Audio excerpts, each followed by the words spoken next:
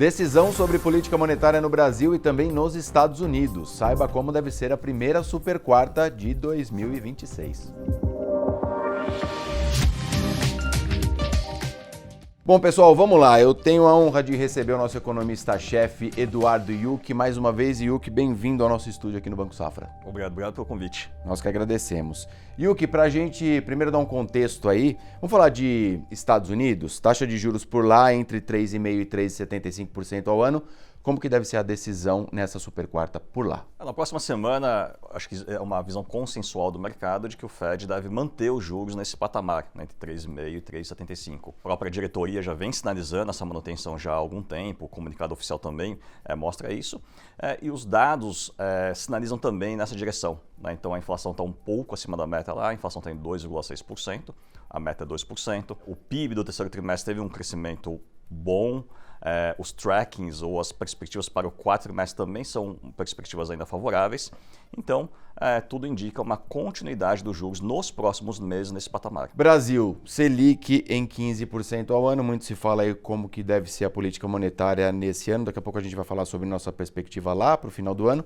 Mas queria te ouvir para essa decisão, como deve ser. Para essa decisão, eu gostaria de começar a falar um pouquinho do cenário internacional de volta, especialmente da China. Quando a gente olha a economia chinesa, a gente percebe ainda uma retração importante do mercado imobiliário chinês. Essa retração das vendas continua mantendo a queda do preço dos imóveis novos e usados e, consequentemente, o investimento imobiliário continua caindo.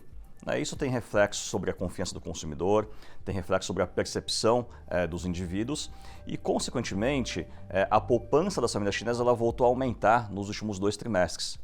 E a consequência disso é que o varejo, as vendas de varejo na China estão praticamente estabilizadas no mesmo nível há vários meses. Então você tem uma economia em que o consumo de bens está praticamente estabilizado e a produção industrial continua subindo. Por que a produção industrial sobe na China? Porque ela continua exportando muito. Ela continua aumentando muito forte o volume exportado.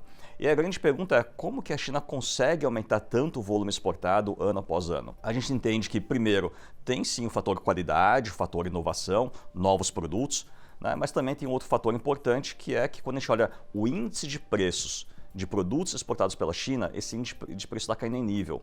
O que representa que existe uma deflação dos produtos que a China exporta ao mundo. Então, ela está exportando produtos com alta tecnologia, produtos com uma qualidade favorável e também com preços bastante competitivos e atingir novos mercados. Quando as empresas chinesas fazem isso, ela ajuda a segurar a inflação de bens do mundo para baixo. Ela ajuda a conter a inflação de produtos industrializados ao redor do mundo e também no Brasil. A gente olha vários produtos chineses entrando com preços bastante competitivos no Brasil. Isso ajuda também a segurar a nossa inflação. Então isso vem do cenário internacional. Daqui de dentro, para falar um pouquinho de atividade econômica, a gente tem visto uma atividade que está arrefecendo, ela continua arrefecendo. É verdade que os dados estão muito voláteis, né? Eu vou citar um exemplo da Black Friday.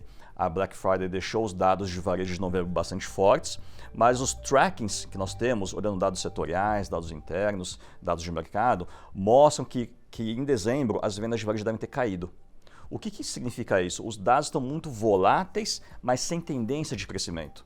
Então as vendas de varejo estão muito voláteis, mês a mês sobe, cai, mas sem tendência de crescimento de médio prazo.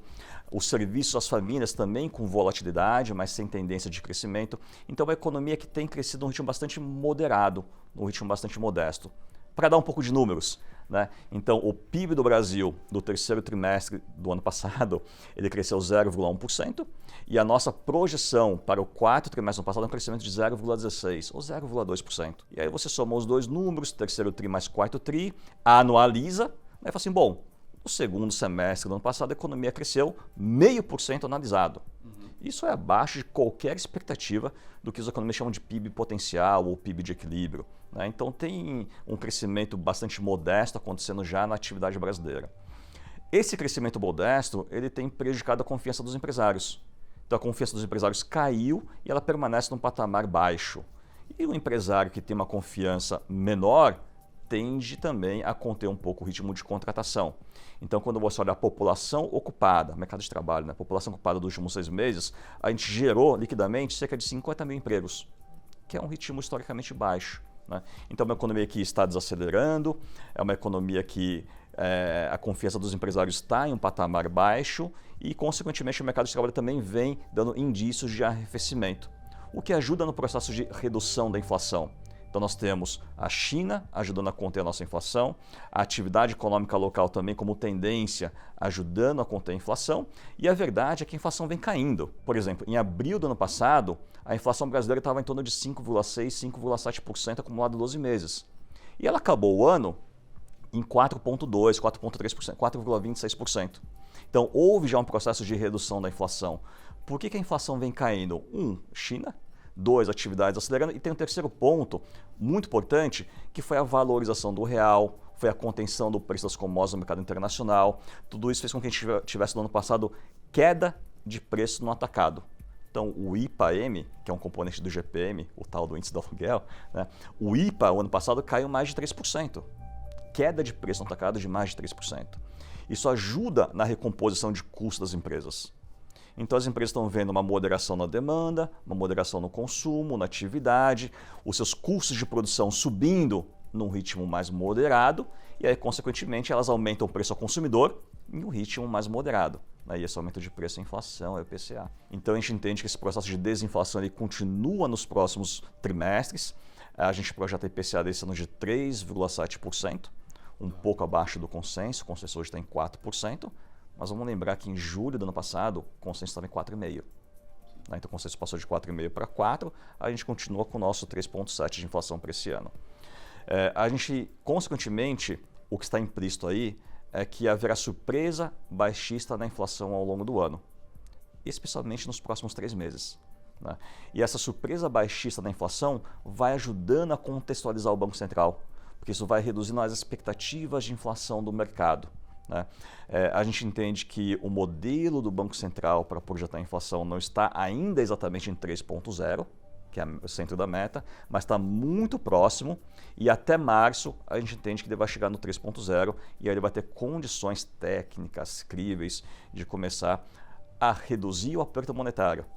Porque passar de 15% para 14,5% em março, 14,5% ainda é um nível de juros muito alto para uma inflação que está indo para cerca de 3,5%, 3,7% nesse ano. Para essa reunião seria então manutenção e na próxima reunião a possibilidade, até hoje, claro, isso pode mudar, a possibilidade de um corte de 0,5 ponto percentual. Exatamente. Yuki, para o final do ano, qual que é a projeção? É claro, novamente, isso pode mudar, a gente vai acompanhando e atualizando você, mas Selic para o final do ano? Nós mantivemos a nossa Selic esperada de 11,5%. A gente entende que 11,5% com uma inflação rodando no final do ano em torno de 3,5% ou abaixo de 3,5% no dado mensal analisado, ainda será um nível de juros real alto.